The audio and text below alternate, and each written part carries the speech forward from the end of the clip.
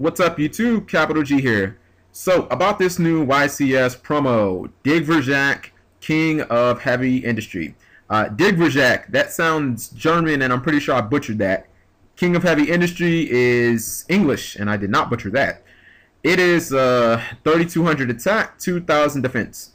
It's a machine XC effect monster. It takes 3 level 5s to summon. Okay, I do not like that. For me to invest 3 level 5 monsters, the card basically needs to win the fucking game by itself, because that is a huge investment. But maybe its effect will redeem it. Probably won't, but you know, we'll see. Once per turn, you can detach 1 XC material monster from this card. Where have I heard that before? Send the top 3 cards of your opponent's deck to the graveyard. Then, if any monsters were sent to the graveyard by this effect, destroy cards on your opponent controls up to the number of monsters sent. So, like if you you send like 3 cards to your opponent's graveyard off the top, if 2 of them were monsters, you can blow up 2 cards on their field. That sounds all good and nice, but I think it's been proven in Yu-Gi-Oh! Time and time again that people don't like monsters that offer chance.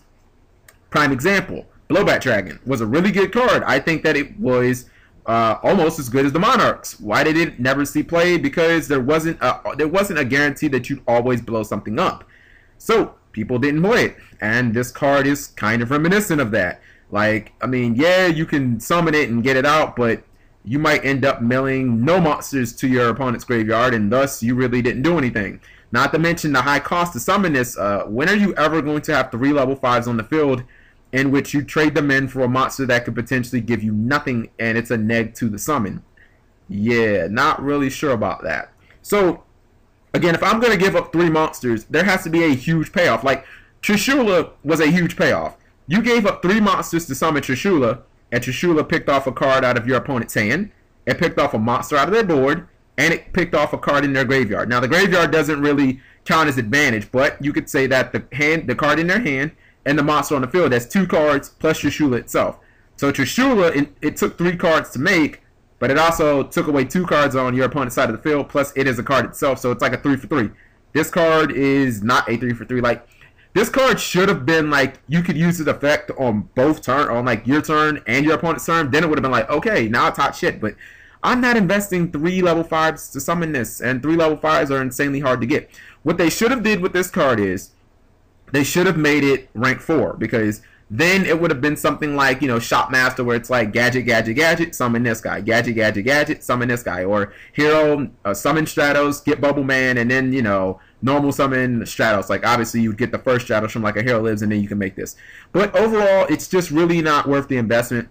And, you know, it always brings us to that old debate. Some people say that YCS or Shonen Jump prize cards should be broken, because if you won a 3,500 person tournament, you deserve the best card. On the other hand, some people say, well, if you give people an insanely broken card like Cyberstein or what's that called, Crush card, and only like 5 people have it, then those people are at such a huge advantage. I mean, they can easily dominate future YCSs, and it creates a way, way, way uneven playing field, which it does. So I guess you take the good with the bad. This is, I guess, the end result. I mean, this card is okay. Once people start getting these and selling them, I can't see this card being more than like maybe in 6 months, or maybe before it even gets reprinted. This card shouldn't be more than like $80. It's just not that good. But tell me what you guys think. I try not to pander to you guys. If a card isn't that great, I'll just fucking tell you. You can dislike the video if you want. That's your freedom and your right. But yeah, I don't like pandering to my audience. Talk to you guys later.